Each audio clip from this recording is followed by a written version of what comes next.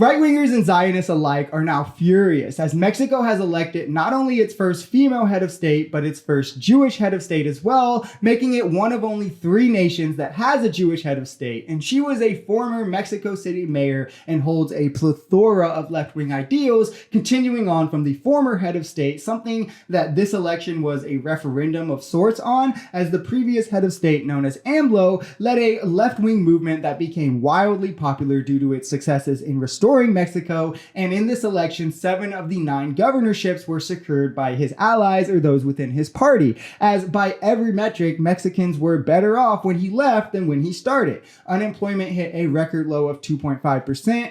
Energy prices only rose 0.1% in 2023, despite there being a global energy crisis. Those living below the poverty line in Mexico fell 6% by 2022, with additional decreases in 2023 and seen so far in 2024. Wages rose almost 5,000 pesos or almost $300. Union expansion increased across the board. Real wages grew 35%, and conservatives are furious that these leftist ideals are being shown to massively improve the lives of those within the country, the economic ability of the country, and all at the hands of those crony capitalists who benefit from more right-wing ideals, just like we see in America. So maybe it's time we take the hint and also do away with capitalism.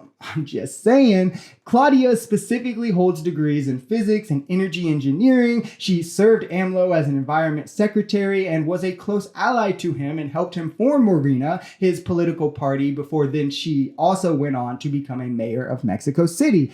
As mayor, she saw even more effective expansion of social programs than even AMLO realized at the national level, showcasing an efficient ability to help the poor. And she is also to the left of him on social issues as well, championing LGBTQ rights, implementing gender-neutral uniform policies, gender-affirming care in clinics, and she was the first Mexico City head to attend the Pride March. And this has American politics full stop in an uproar. Traditional liberals are upset that she's Jewish and not a bloodthirsty Zionist, supporting a 2-state solution and not signing off on Israel's genocide, with right-wingers panicking that the successes of more left-leaning governments will destroy the narratives they try to create about left-leaning governments, as they want to be able to frame Cuba and Venezuela as the only ones, even though the turmoil in both of those countries is largely caused by American intervention. So when countries that we aren't currently strangleholding to death into being poor see massive successes with these leftist ideals and these left-leaning governments,